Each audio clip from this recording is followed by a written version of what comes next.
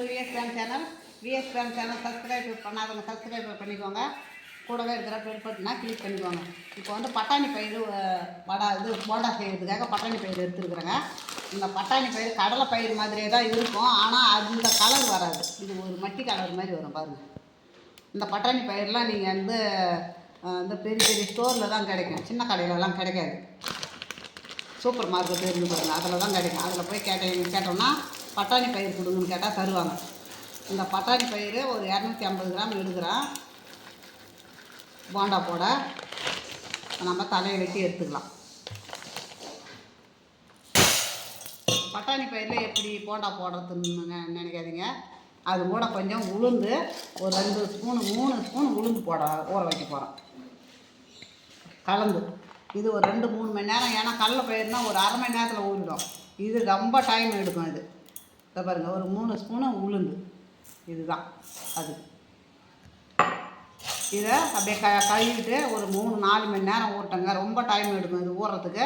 இது ஊறட்டும், அப்புறம் செய்யும்போது எப்படி செய்யலான்றதை பார்க்கலாம்.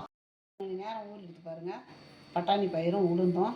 இந்த பட்டாணி பயிர் அதிகமாக இருந்தால் தான் போண்டாவுக்கு நல்லாயிருக்கும். அதே உளுந்து அதிகமாக ஆகிடுச்சுன்னா அது போண்டா நல்லா இருக்காது, பஞ்சு மாதிரி இருக்கும். அதே கிறிஸ்பி வராது. உள்ளே ஒரு மாதிரியாக இருக்கும், வெளியே ஒரு மாதிரியாக இருக்கும். இப்போ நம்ம இதை கிரைண்டரில் போட்டுக்கலாம். தண்ணியே இல்லாத ஓட்டணும். தண்ணி நிறைய இது ஊறி இருக்கிறதுனால பார்த்து தான் தண்ணி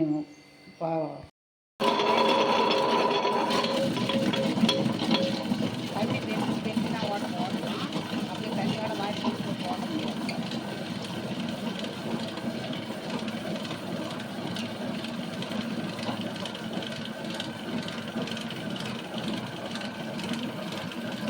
செட்டிநாடு ஸ்பெஷல். அங்கே வந்து இதை வந்து நம்ம வடைன்னு சொல்லுவாங்க, அங்கே போண்டான்னு சொல்லுவாங்க. செட்டிநாடு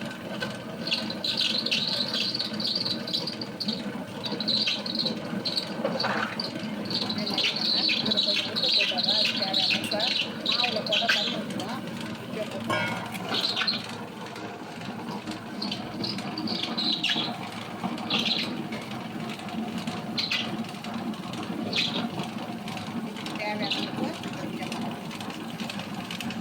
பெரிய ஜீரகம் அரைச்சி பாருங்கள். இதை மாதிரி தான் அரைக்கணும். மழைன்னு அரைக்கக்கூடாது, கொஞ்சம் குறைன்னு தான் இருக்கணும்.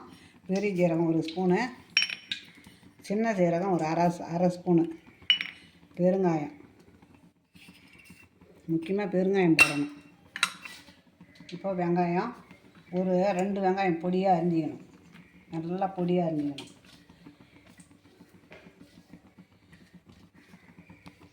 இப்போது பூண்டு தட்டிக்கிறேன் பாருங்கள். இந்த மாதிரி ஒரு 10 பல்லு எடுத்து நல்லா தட்டிக்கணும்.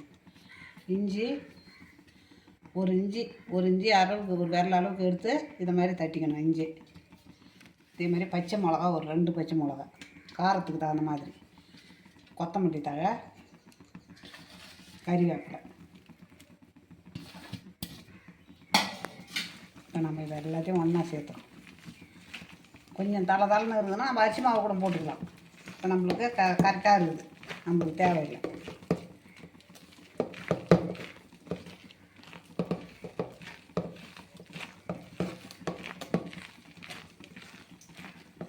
அப்படியே ஆட்டின உடனே போட்டுருந்தாங்க. இதெல்லாம் நிறுத்தி வைக்கக்கூடாது, டக்குன்னு புளிச்சிடும் மாவு.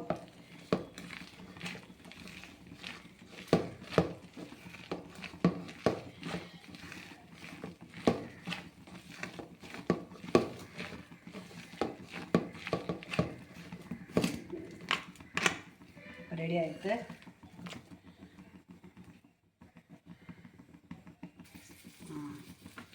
எண்ணெய் காய்ஞ்சிட்டு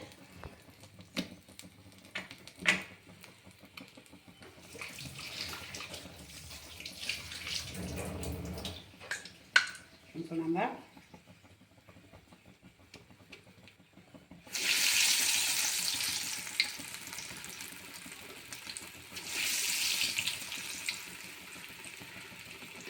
போண்டா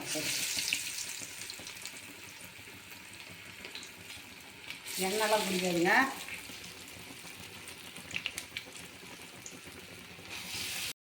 டீ கடை ஸ்பெஷல் போண்டா ரெடி ஆகிடுதுங்க. இதுதான் திருநெல்வேலி ஸ்பெஷல் டீ கடை போண்டா. நம்ம பக்கம்லாம் வடைன்னு சொல்லுவாங்க, அங்கே போண்டா. இந்த மாதிரி நீங்களும் செய்து பாருங்கள். உங்களுக்கு பிடிச்சிருந்ததுன்னா எனக்கு லைக் பண்ணுங்கள், கமெண்ட் பண்ணுங்கள், சப்ஸ்கிரைப் பண்ணுங்கள்.